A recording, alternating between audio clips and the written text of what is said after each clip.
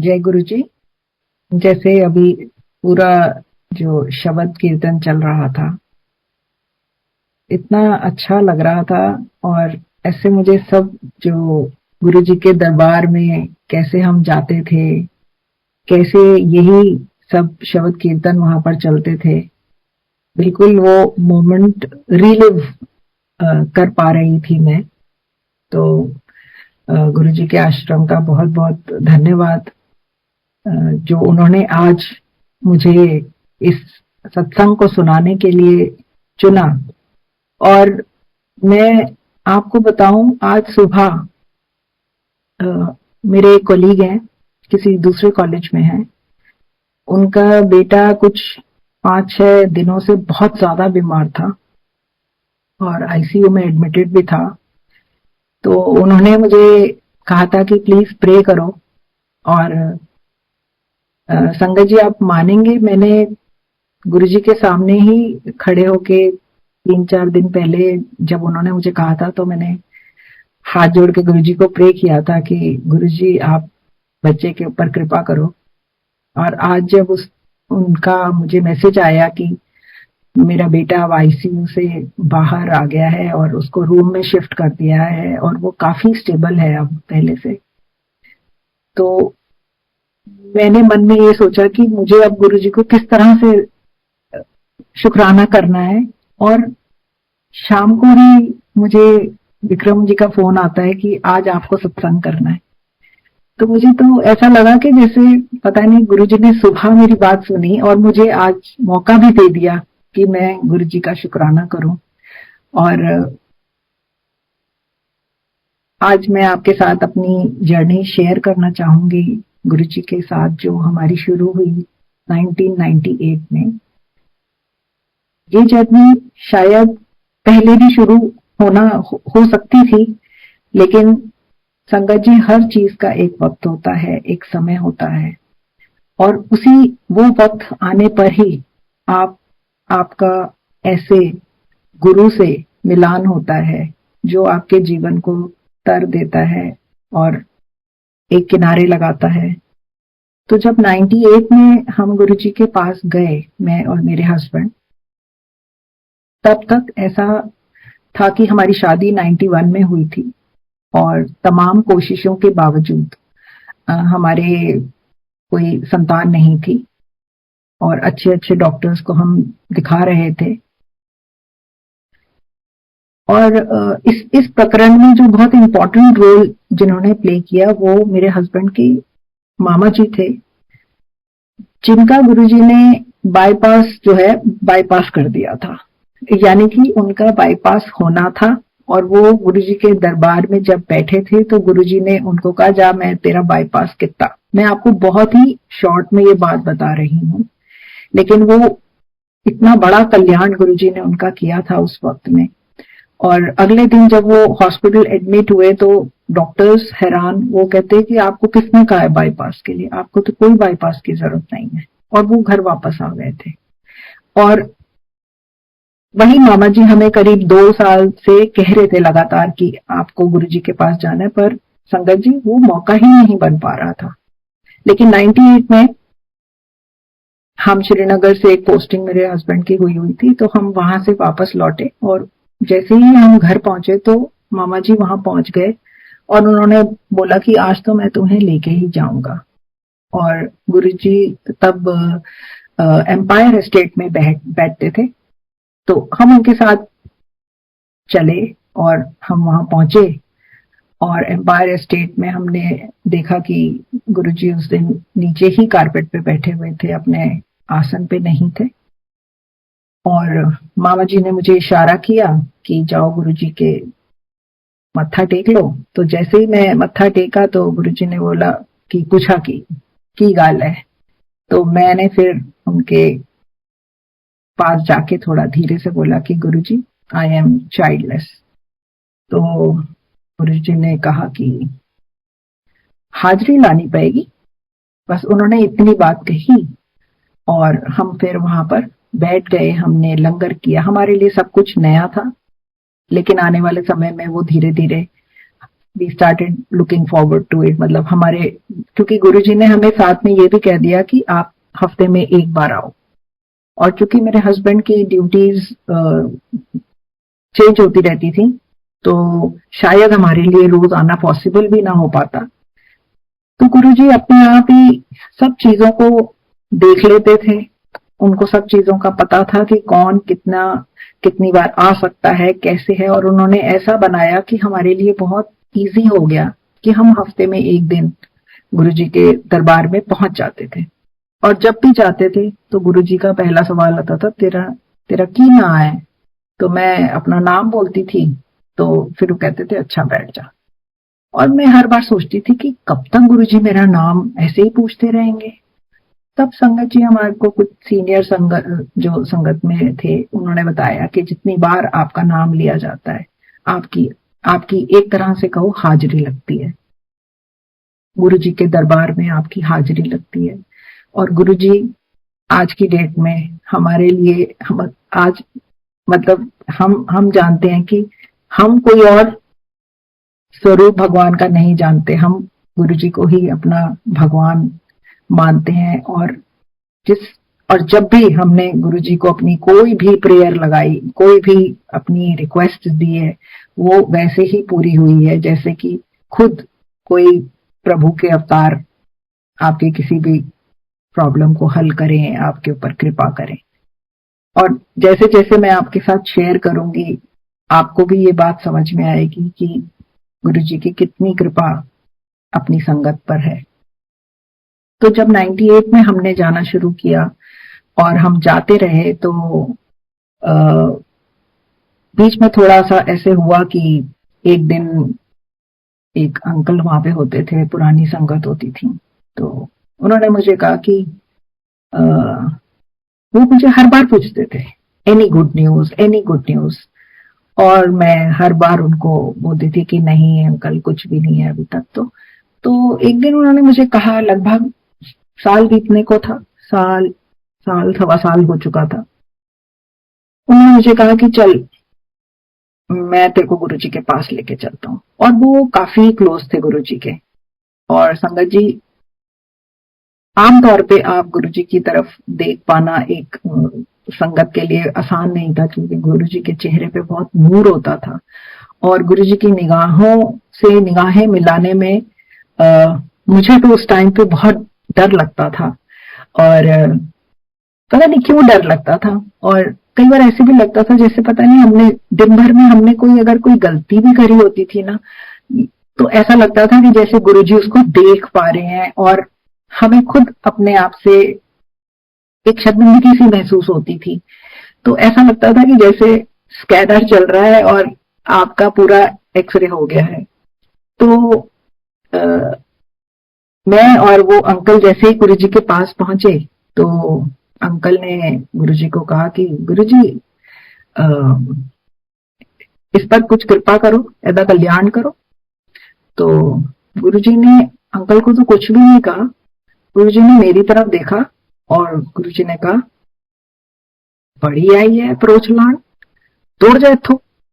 और गुरुजी ने ये बात कही और मैं तो वहां से सरपट भागी, और बाहर ही जाके मैंने खड़े होके, मेरा तो बहुत दिल धड़क रहा बहुत तेजी से। और तभी अंदर से अंकल आए और उन्होंने मुझे बोला कि घबराने की कोई बात नहीं है, अभी बेटा तुम्हारा वक्त अभी नहीं आया है, तो आपको अभी हाजिरी लगानी है, पर चिंता मत करो, कल्याण होगा।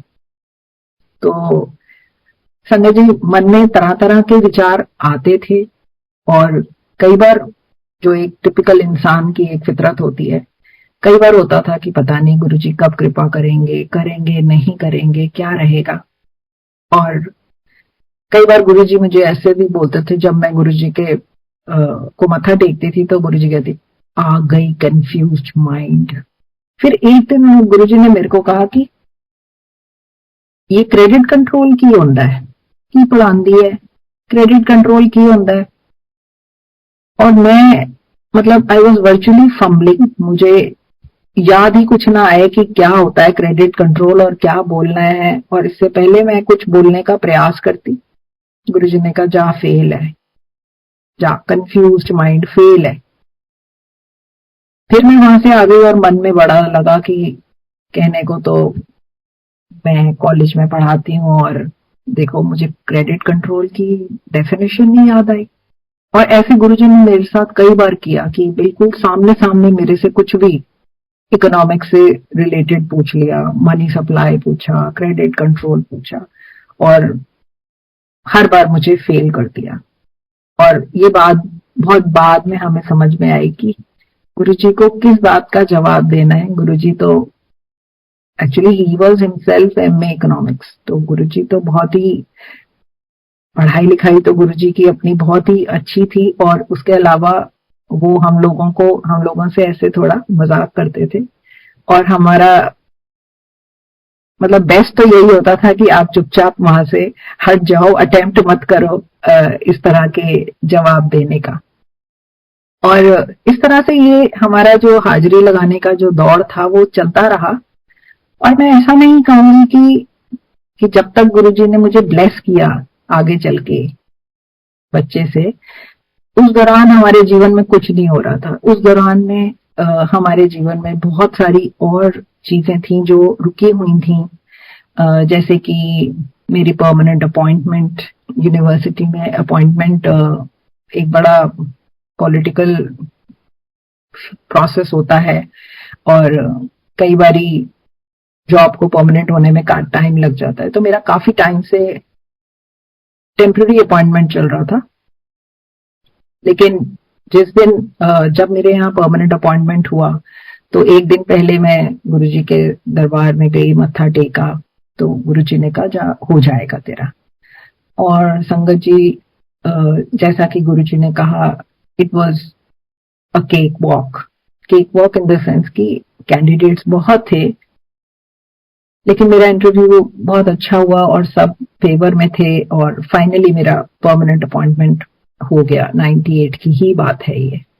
और उसके अलावा हम एज अ यंग कपल, हम लोगों ने अपनी एक फर्स्ट हमने फ्लैट भी खरीदा। That was our first property, I would से।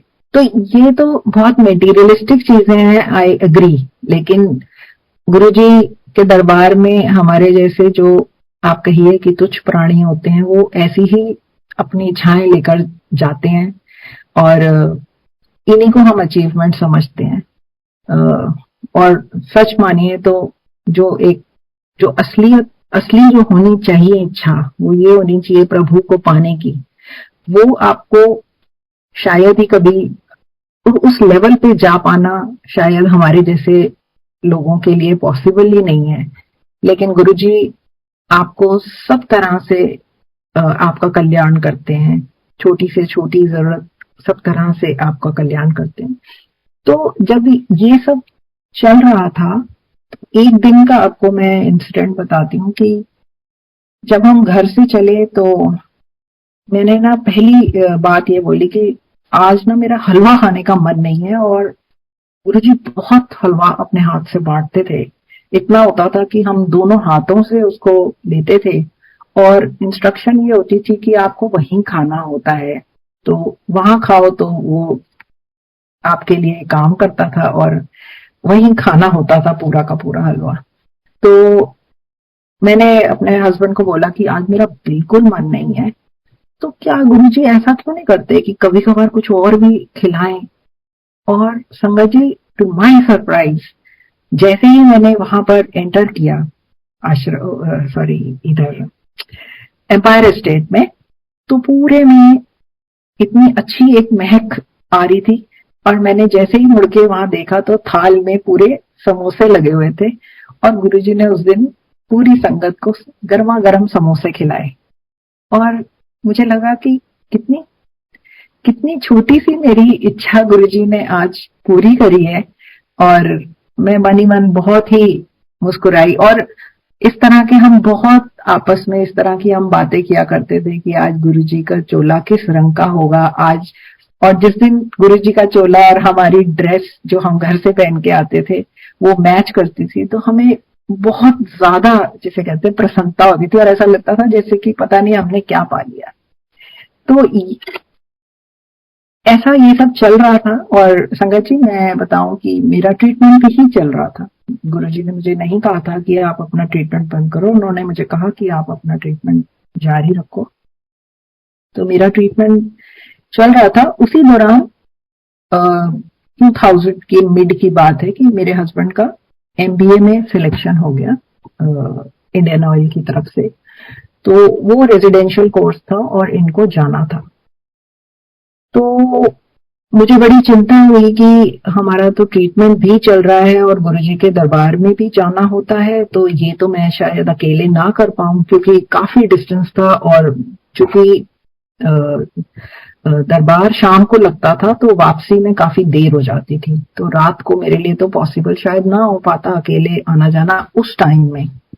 अब तो मैं ड्राइविंग वगैरह सब कर लेती हूँ और उस तरह से काफी दिल्ली की सड़कों का हमें खूब ज्ञान है। लेकिन उस समय मुझे लगा कि मैं शायद नहीं कर पाऊंगी ये सब चीजें, और मैंने इनको बोला कि आप नहीं करो ये एमबीए। तो इन्होंने मुझे कहा कि ऐसा करते हैं कि गुरुजी से पूछ लेते हैं। तो मुझे भी बड़ा अच्छा लगा ये आइडिया कि हम गुरुजी से पूछ लेते हैं। और मुझे बड़ा विश्वास था कि, पता नहीं मुझे क्यों इतना विश्वास था कि गुरुजी ना मेरी ही बात रखेंगे। तो जब हम मत्था टेका हमने और इन्होंने गुरुजी से कहा कि गुरुजी ऐसे मेरा एमबीए में सिलेक्शन हो गया है, तो मुझे जाना चाहिए कि नहीं जाना चाहिए, मैं इनके पीछे खड़ी थी। तो गुरुजी ने कहा कि अपॉर्चुनिटी नॉक्स ओनली वंस, आपको जाना चाहिए, जाना चाहिए। तो जवाब मिल गया मेरे हस्बैंड को। तो लेकिन गुरुजी ने साथ में ही देख लिया कि मेरे दिमाग में क्या चल रहा है। जैसे ही गुरुजी ने कहा जाना चाहिए, मेरे दिमाग में आया लो, इसका मतलब अब 1 साल और कोई कहानी नहीं होने वाली है, क्योंकि ना तो ट्रीटमेंट चलेगा ना दरबार में आएंगे, और वैसे भी ये रेजिडेंशियल कोर्स में रहेंगे तो क्या पॉसिबिलिटी है। जब साथ रह रहे हैं तब नहीं कंसीव कर पा रहे, तो ये तो जब चले जाएंगे तो मैंने क्या ही कंसीव करना है। मन में आया, यानी कि 1 साल 2 साल गुरुजी के दरबार में आते हुए हो चुके हैं, यानी कि 1 साल अभी और कुछ नहीं होने वाला। ये सब मेरे दिमाग में चला और मैं मत्था टेक रही हूँ और गुरुजी ने मुझे कहा कि जा तेरा कल्याण कितना। तो मुझे समझ नहीं आया इसमें मेरा क्या कल्याण हो गया कि ये तो चले जा रहे हैं। लेकिन वो संगत जी बहुत जल्दी मुझे समझ में आ गया कि मैंने with in 15 days I tasted positive for pregnancy. तो आप सोच सकते हैं कि वो मेरा almost 9th year of married life था और मैंने फर्स्ट टाइम कंसीव किया था, और इतनी एक्साइटमेंट थी। और उस एक्साइटमेंट में मैंने इनको जब बताया, इन लॉज के साथ शेयर किया, तो सब बहुत ही मतलब बहुत ज्यादा एक्साइटमेंट थी घर में। और हमने सोचा कि हम तुरंत जाके ना गुरुजी को इस बारे में बताते हैं। तो पहला मौका लगते ही हम लोग गुरुजी के दरबार में पहुंचे, और अभी हम गुरुजी तक पहुंचे ही थे और हमने सोचा हम गुरुजी को बताते हैं, तो गुरुजी ने हाथ उठा के बोला, हल्ले किसी नू नहीं दसना। तो संगत जी मैंने तो किसी को बताया नहीं वहां पर, ना किसी को पता था, लेकिन गुरुजी को तो सब पता था। और जो उन्होंने कल्याण कितना जो कहा था उसका अर्थ उनको तो पहले से ही पता था। और हम, जैसे मैं कहूं कि हमें इतना बिल्कुल बिल्कुल भी हमें समझ ही नहीं थी बात की, और हम अपना सोच रहे हैं कि हम जाके गुरुजी को बताएंगे। लेकिन गुरुजी तो जानी जान, वो तो सब जानते थे, उन्हीं का तो सारा प्लान था। तो जब हमें गुरुजी ने मना कर दिया कि हल्ले किसी ने दसना, तो हम फिर वहां चुपचाप बैठ गए और इस तरह से दरबार में आते रहे। लेकिन अराउंड 6th मंथ जब मेरा था, तो गुरुजी ने एक दिन, और संगत जी ऐसा कई बार होता था गुरुजी के दरबार में कि गुरुजी उस दिन सत्संग कराते थे। नॉर्मल कोर्स में सत्संग नहीं होता था, हम आपस में कभी कभार ऐसे बैठ के आपस में सत्संग कर लें 2-4 लोग तो एक अलग बात होती थी। लेकिन जो कभी कभी गुरुजी ऐसे बहुत सारे लोगों को बारी बारी से कहते थे कि तुम अपना सत्संग सुनाओ, ताकि सारी संगत जो वहां होती थी वो उसको सुन पाती थी। तो वो वैसा ही एक दिन था जिस दिन सत्संग चल रहा था। बहुत सारे लोगों का सत्संग हुआ और गुरुजी ने मुझे भी एकदम से बोला, आज तुम भी अपना सत्संग करो पूनम आंटी। और तब मैं खड़ी हुई और मैंने जब शेयर किया तो वो बहुत ही एक सुंदर मोमेंट था मेरे लिए कि जो गुरुजी से मुझे ब्लेसिंग मिली है मैंने उसको संगत के साथ शेयर किया and everybody was very happy और बड़ा ओवरवेलमिंग मोमेंट था।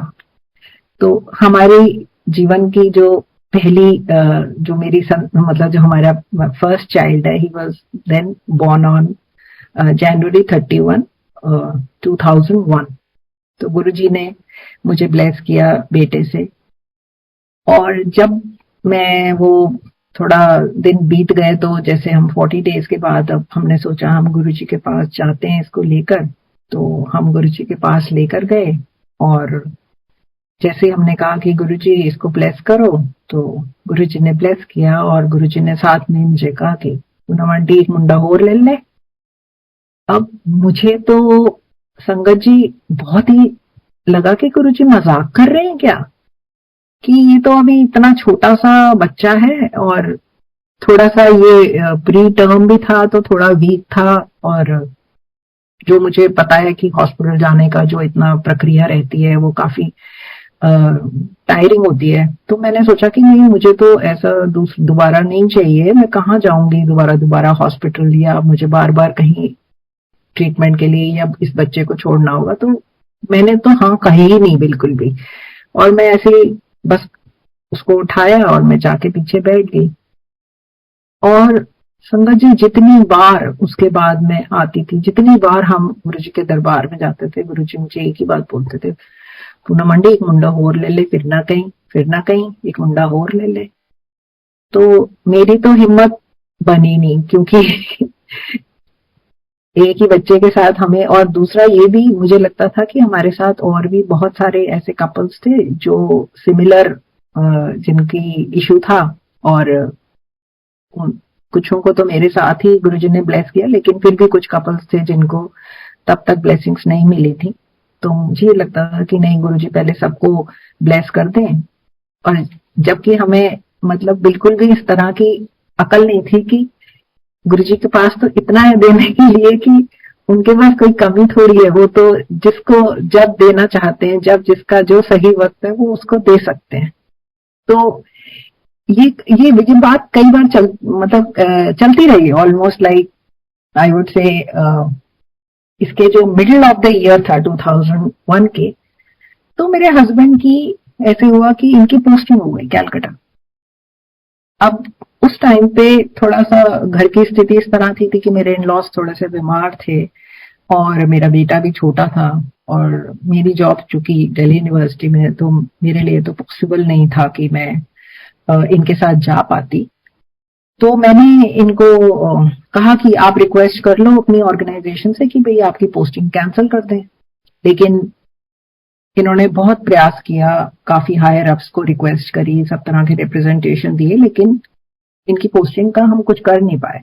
तो फाइनली जब ये हो गया कि शायद हमें जाना ही पड़े, तो मैंने कहा चलो एक बार गुरुजी के पास जाके मत्था टेक लेते हैं, तो आप तब चले जाना, एक दो दिन में उनको जाना था। तो हम जब गुरुजी के पास पहुंचे, हमने मत्था टेका, तो गुरुजी ने कहा कि इन्होंने कहा कि गुरुजी ऐसे ऐसे मुझे जाना है, कैलकाटा जाना है। तो गुरुजी ने कहा हाँ हाँ जाओ, मच्छी खाओ, भात खाओ। तो इन्होंने कहा पर गुरुजी मैं तो खाता नहीं, मैं तो वेजिटेरियन हूँ। तो गुरुजी ने कुछ कहा नहीं। तब तक मैंने मत्था टेका और गुरुजी ने कहा कि नमंटी एक मुंडा और ले ले।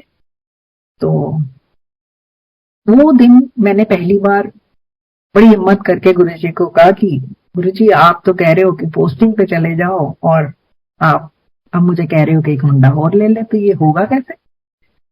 तो फिर गुरुजी ने इनकी तरफ इशारा किया। एट द टाइम एक टेक्निकल इशू हो गया है, तो ये वापस आए। तो गुरुजी ने कहा कि चाह तेरी पोस्टिंग कैंसिल।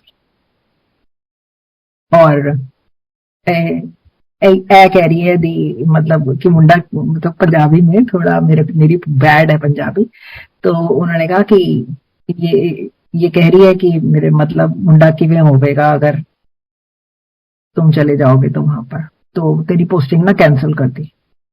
अब हमको कुछ समझ बात इतनी तो आई नहीं उस टाइम पे। हमने कहा पोस्टिंग कैसे कैंसिल हो जाएगी, हमने तो देख लिया था कि सब कुछ हमने जुगाड़ लगा लिया था, कुछ नहीं हुआ था।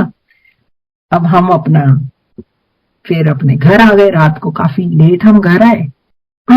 सुबह उठे तो मेरे हस्बैंड को तब फोन आया इनके हेडक्वार्टर से, किसी सीनियर ऑफिशियल का, कि उन्होंने कहा कि अभी तो फिलहाल ना आपकी पोस्टिंग हमने अबेयंस में कर दी है, मतलब रोक दी है। आप ऐसा करना कि आप अब जहां पर आप काम कर रहे हो आप वहीं काम करते रहो। तो हमारे लिए तो हमें तब तो जाके समझ में आया कि कल रात जो गुरुजी ने कहा उसका क्या ही अर्थ था। तो जो हमने सारे सिस्टम को हिला के अपनी तरफ से कोशिश कर ली थी, वो गुरुजी के खाली कहने भर से वो फाइल पता नहीं संगत जी कहाँ गई और क्या हुआ उसका हमें नहीं पता। लेकिन ये था कि उसके बाद ये 2-3 साल तक दिल्ली में ही रहे। और जो गुरुजी को मैंने कह दिया था कि गुरुजी किस किस तरह होगा, तो वो भी मुझे बहुत जल्दी देखने को मिला। जैसे ही मेरा बड़ा बेटा साल का हुआ तो उसी टाइम मैंने दोबारा से कंसीव किया। एंड दिस टाइम संगत जी बिना कोई डॉक्टरी इंटरवेंशन के, बिना किसी भी मतलब मेडिकल ट्रीटमेंट, कुछ नहीं, जैसे एक नॉर्मल कपल कंसीव कर सकता है, करता है, वैसे ही मैंने कंसीव किया अपने दूसरे बेटे को। और फिर वो 2002 के एंड में पैदा हुआ। तो दोनों में करीब 1 साल 10 महीने का डिफरेंस है। तो आप सोच सकते हैं संगत जी कि गुरुजी जब कल्याण करते हैं तो कितना उनका सब प्लान्ड वे में होता है, और हम उसको विजुअलाइज भी नहीं कर सकते हैं, हम उसके बारे में सोच भी नहीं सकते हैं। और वही जानते हैं कि वो वक्त और समय और किसको क्या चीज कब देनी है, कब किसका कल्याण करना है। It is a very big picture, और हम उसको कहीं पर भी हमारा सोच ना तो जा सकती है वहां पर, ना हम कभी उसको इमेजिन कर सकते हैं। तो जैसे मतलब आप मन में कुछ भी हम धारते हैं और वो हमें प्राप्त होता है जब उसका वक्त आता है। तो आप सोच सकते हैं कि मैं ऐसा ट्रीटमेंट कितने सालों से, best of doctors of Delhi, Gangaram के जो बेस्ट डॉक्टर्स हैं फर्टिलिटी के, दे वर डूइंग आवर ट्रीटमेंट। तो उनको भी समझ नहीं आता था कि कहाँ पर प्रॉब्लम आ रही है, क्यों आ रही है, किस तरह आ रही है। और गुरुजी ने जब ब्लेस करना था तो उन्होंने ऐसे ब्लेस किया कि मेरे दोनों बच्चे मुझे एक एक साल, मतलब 2001 में एक, 2001 में एक और 2002 में दूसरा बेटा दिया, जो कि अब गुरुजी की कृपा से बड़ा बेटा मेरा पोस्ट ग्रेजुएशन कर रहा है और छोटा वाला 3rd ईयर में है इकोनॉमिक्स ऑनर्स। तो दोनों पे गुरुजी की बहुत कृपा है। तो ये तो हमारा जो एक, जिसे मैं बोलूंगी जो हमारा जो मेन पर्पस था, जब हम गुरुजी के पास गए थे, तो वो था संतान प्राप्ति, और वो तो गुरुजी ने हमें दे ही दी। और उसके बाद तो हम बिल्कुल ऐसा होता है कि फिर तो इतने हम जुड़ गए गुरुजी के साथ कि हर समय गुरुजी जैसे अंग संग सोच में, विचार में, हर समय हमें लगता था कि गुरुजी हमारे साथ ही होते हैं। और हम एक अलग तरह की बेफिक्री जीवन में आ जाती है जब गुरुजी का साथ आपके साथ होता है।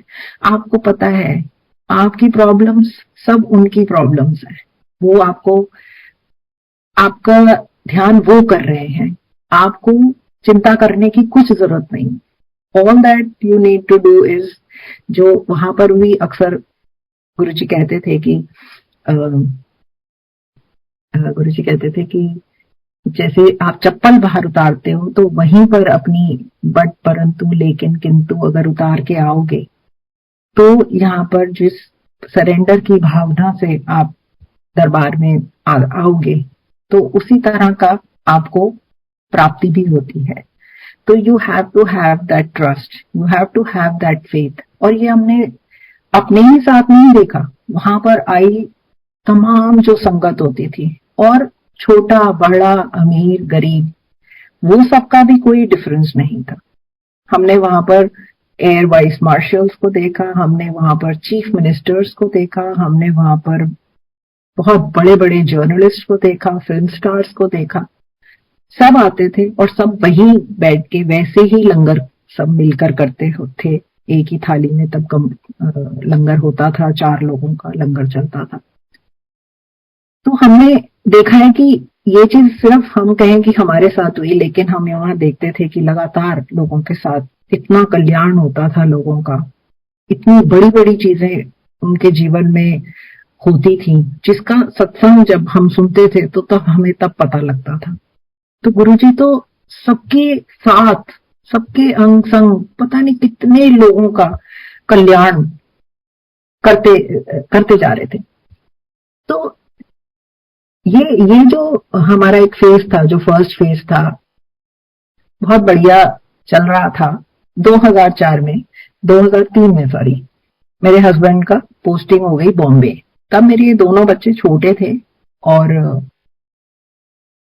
मेरे लिए पॉसिबल नहीं था कि मैं एकदम इनके साथ जा पाती, क्योंकि मेरी तो जॉब चल रही थी यहाँ पे। तो मेरे हस्बैंड 2003 में बॉम्बे चले गए और ये बीच बीच में आते थे और वी वर समहाउ मैनेजिंग, कभी इन लॉज के पास, कभी कैसे करके मैं मैनेज कर रही थी।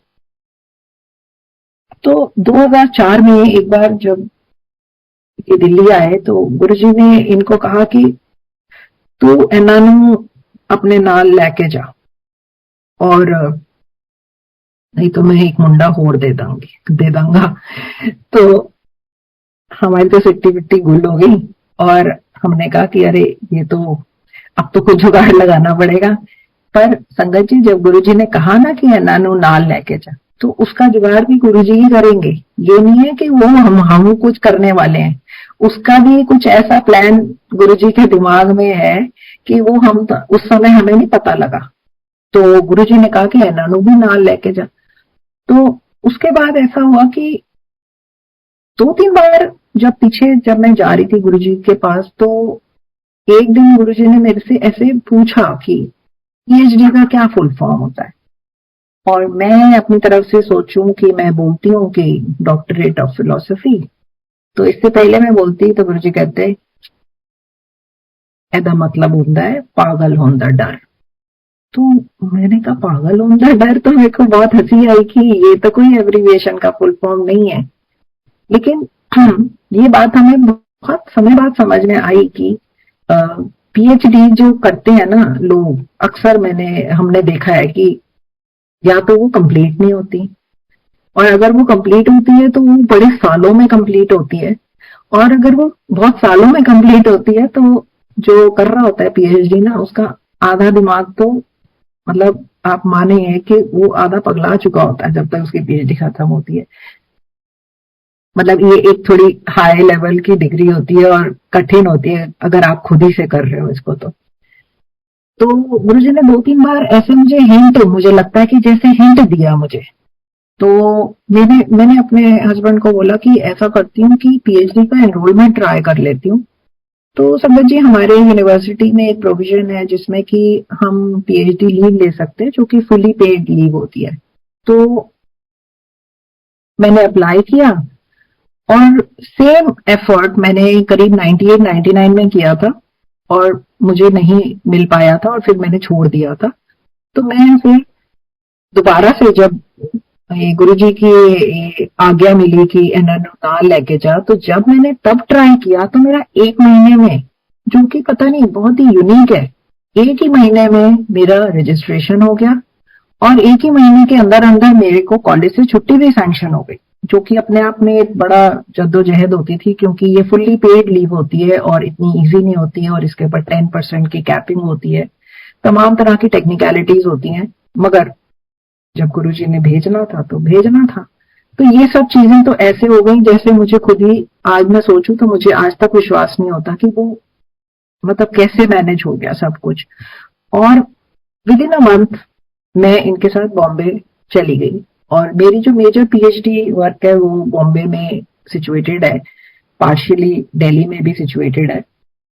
तो मेरी पीएचडी जो चल रही थी गुरु जी की कृपा से, और संगत के काफी लोग अ, बॉम्बे भी आते थे हमारे घर, और उन्होंने ही हमें बताया, संगत के ही जो लोग हमारे यहाँ आए उन्होंने बताया कि गुरुजी ने हमें आदेश दिया है कि जाके पूनम आंटी को मिलकर आना।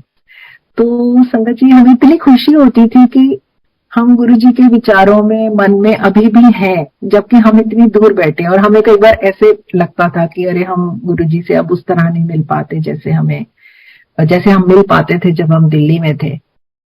लेकिन गुरुजी तो सबके साथ हैं, वो गुरुजी के लिए डिस्टेंस का कोई मीनिंग नहीं है, गुरुजी तो हर समय आपके साथ हैं। तो अम, ऐसा हुआ कि अगर आप लोगों को याद हो कि 2005 में जो बहुत मैसिव फ्लैश फ्लड्स आए थे मुंबई में, उसमें मेरे हस्बैंड अपने ऑफिस से तो निकले, लेकिन वो घर तक नहीं पहुंच पाए, क्योंकि चारों तरफ इतना पानी हो चुका था कि सबकी गाड़ियां पानी में डूब चुकी थी। जो लोग जो लोग ऑफिस में गाड़ी छोड़ आए उनकी गाड़ियां वहां पानी में डूब गई, जिनकी गाड़ियां हमारे कॉम्प्लेक्स में खड़ी हुई थी घरों के, वहां पर उनकी गाड़ियां डूब गई। और ये कहीं रास्ते में थे, तो मैंने इनको फोन करके ये बोला कि मेरा सजेशन तो ये है कि आप घर आने की कोशिश ना करें, और जहां कहीं भी आपको सेफ लगता है ना, आप वहां गाड़ी कहीं पे खड़ी कर लें, यहाँ तो बहुत बुरा हाल है। और संगत जी, मतलब मैं तो एक्चुअली विटनेस हूँ, इतना वहां पे पूरा डार्कनेस हो गई, कोई लाइट नहीं, कुछ नहीं, और नीचे आधी बिल्डिंग पानी में भीगी हुई है, और पानी मतलब डांस कर रहा है वहां पे। आपको ये नहीं पता कि नाला कहाँ है, किधर को मोड़ है, किधर दरवाजे हैं, कहाँ है, कुछ नहीं पता लग रहा है। एक अजीब सी, मतलब जैसे आप समुद्र में हमारी बिल्डिंग खड़ी हुई। तो मैंने इनको बोला कि आप घर मत आना, और गुरुजी ने कुछ ऐसा प्रोविजन किया कि एसवी रोड पे एक कोई थोड़ा हाईएस्ट पॉइंट था जहां पे पानी नहीं था। एक बस के साथ इनको अपने जगह मिल गई, और इन्होंने मुझे जो लास्ट कॉल किया तो इन्होंने मुझे ये कहा कि मुझे एक ना सेफ जगह मिल गई है, और अगर पानी ज्यादा बढ़ा तो हम लोग गाड़ी से निकल के हम लोग बस के ऊपर चढ़ के बैठ जाएंगे। तो और उसके बाद मेरा फोन डेड हो गया, क्योंकि वहां पर चार्जिंग का कुछ भी स्कोप नहीं था, लाइट बहुत देर से जा चुकी थी। रात भर मुझे नहीं पता इनकी रात कैसे बीती, गाड़ी में बैठे थे, बस पे चढ़े, कहाँ गए, मगर मैं गुरुजी की फोटो के ही आगे बैठी रही पूरी रात। और नेक्स्ट डे मेरे हस्बैंड, जब पानी सबसाइड कर गया तो ये लोग लौटे, और इन्होंने तब मुझे बताया कि ये लोग बहुत ही, मतलब बहुत, अगर ऑफिस में 100 गाड़ियां हैं तो मुश्किल से कोई 2 गाड़ियां होंगी जो ठीक रही होंगी, पानी में नहीं भीगी, और उसमें से एक इनकी अपनी गाड़ी थी, जो कि इन्होंने कहा कि पता नहीं गुरुजी ने कैसे मुझे वो स्लॉट लेके दे दिया, और मैं वहां सारी रात रहा। और बहुत सुबह सुबह सारे मुंबई वाले जो थे वो आ गए थे चाय बिस्किट वगैरह लेकर, और इन्होंने कहा कि उन्होंने बहुत ध्यान किया, और अब पानी वानी सब उतर गया था तो ये घर आ गए। तो गुरुजी ने उस समय हमारी बहुत रक्षा करी, और बहुत लोग जो गाड़ियों में सोए, उस अगले दिन सुबह वो उठे ही नहीं वहां पर, क्योंकि शीशे बंद थे और वो कुछ तरह की कॉम्प्लिकेशंस हो गई।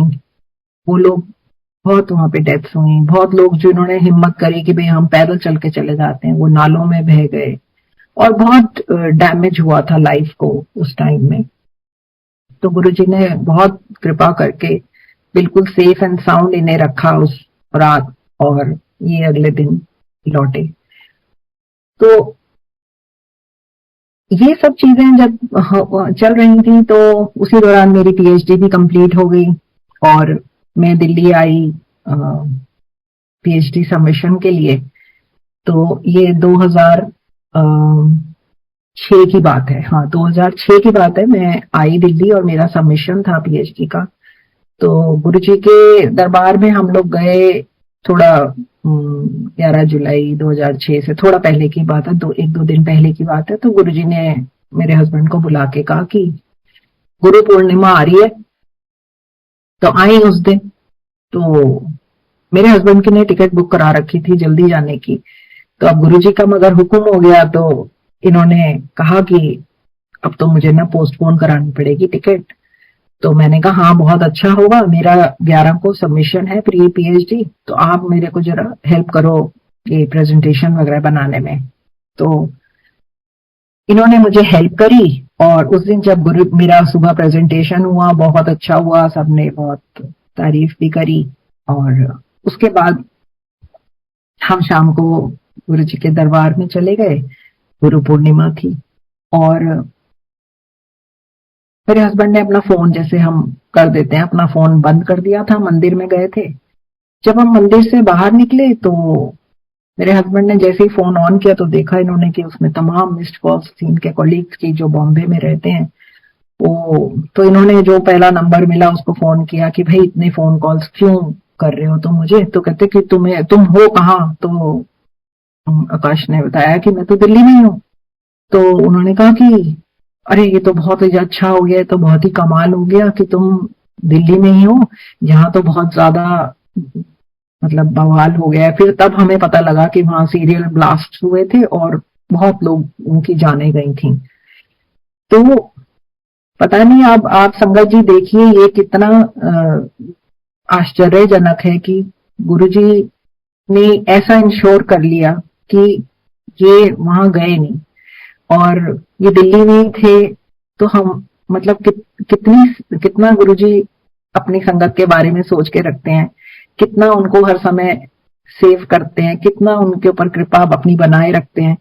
तो ये कोई इसमें हमें दिमाग लगाने की जरूरत नहीं है, ये आप मान के चलो कि वो हैं तो आप हो। वो आपकी पूरी रक्षा कर रहे हैं, पूरी आपका हर समय वो आपका ध्यान रख रहे हैं।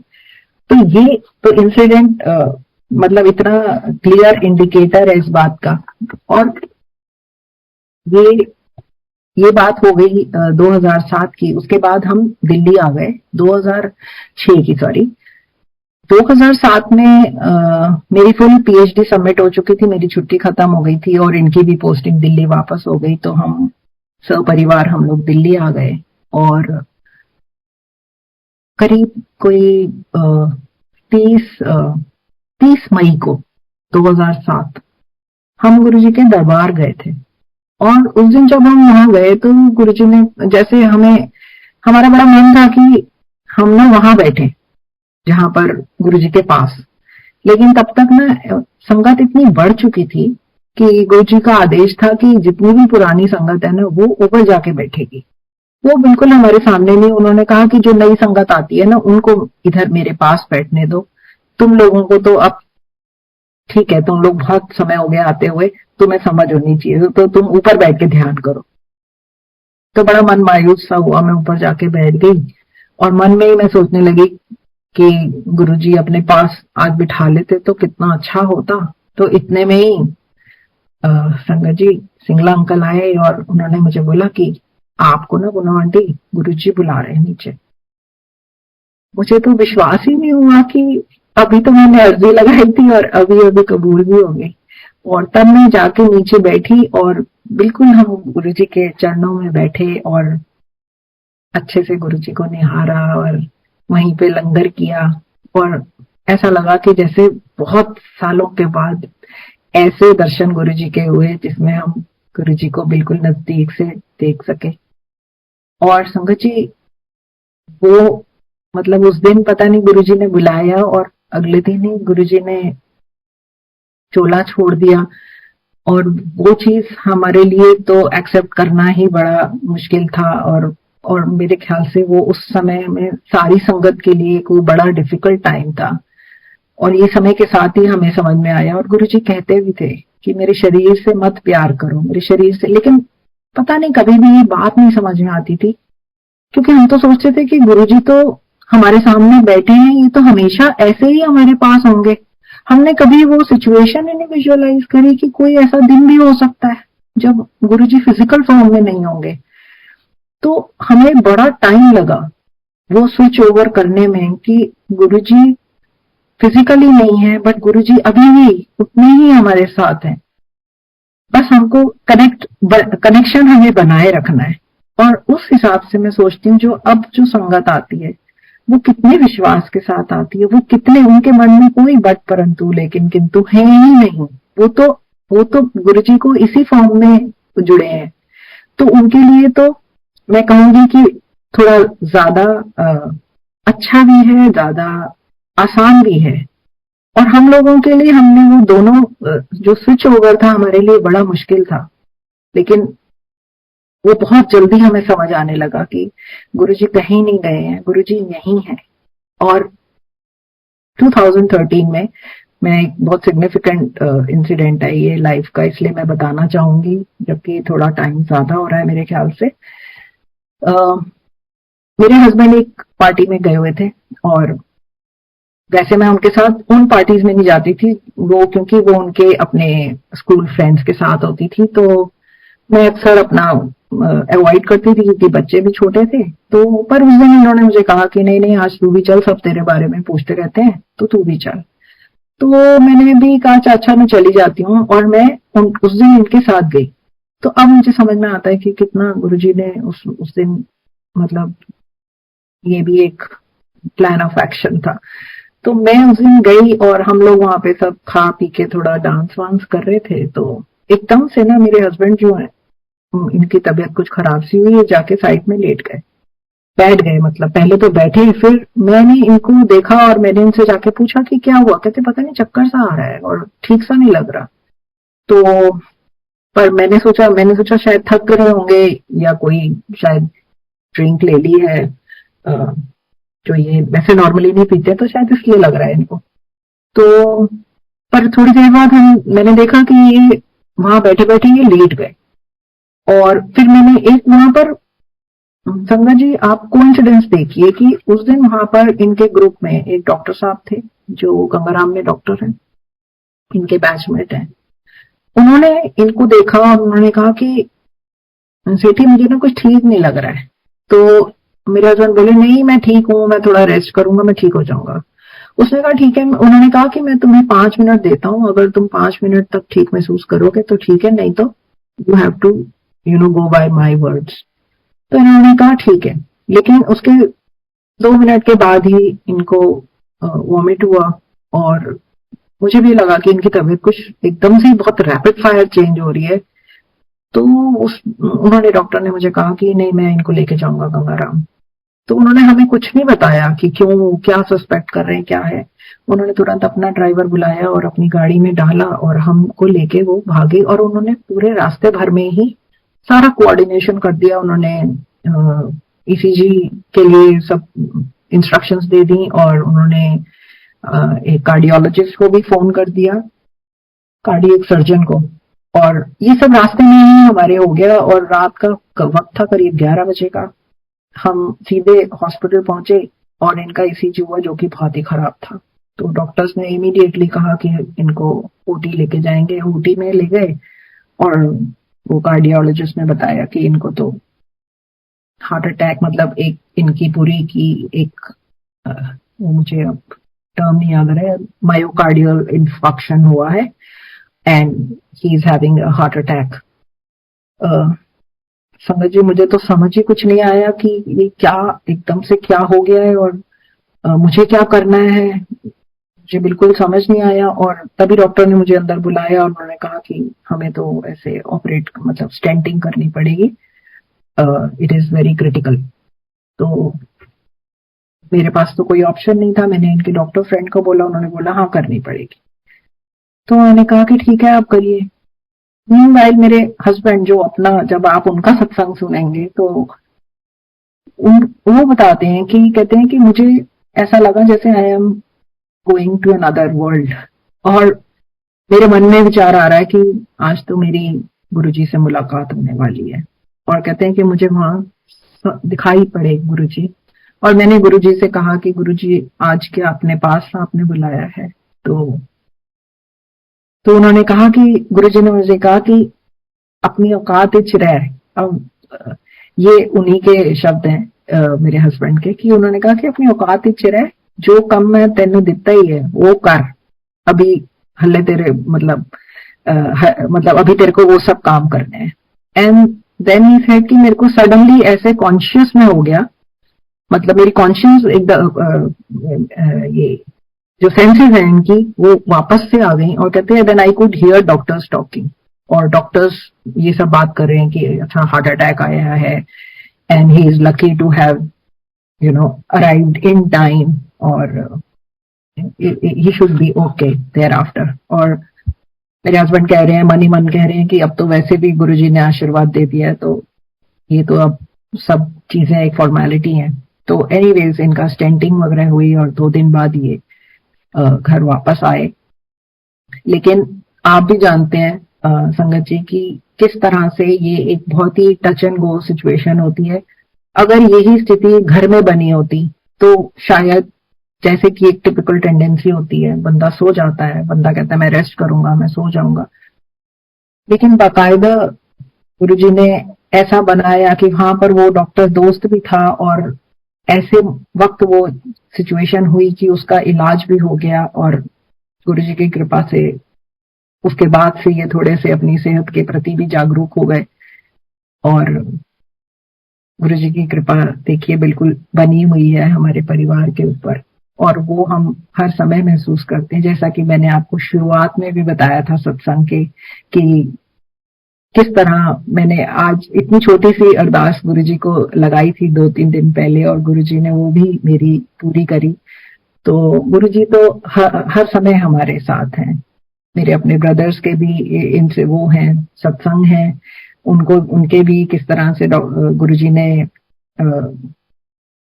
उनकी जान बचाई, किस तरह से एक रोड एक्सीडेंट में गुरुजी के ही आश्रम से लौट रहे थे, एक गाड़ी ने हिट किया और गाड़ी पे ही बुरा डैमेज आया मेरे ब्रदर भाभी इनके ऊपर, मतलब गुरुजी की कृपा से कुछ भी नहीं हुआ। तो इंसिडेंट्स और ये बताएं तो बहुत सारे कल्याण गुरुजी के हमारे परिवार पर हैं, तो जिसका तो मैं जितना भी शुक्राना करूं वो बहुत कम है। लेकिन कहना कहूंगी जरूर कि गुरुजी आपके अनंत बेअनंत शुक्र कृपाओं के लिए, कल्याण के लिए मेरे परिवार की तरफ से, मेरी तरफ से, सारी संगत की तरफ से शुक्राना, अनंतम शुक्राना। जय गुरु जी।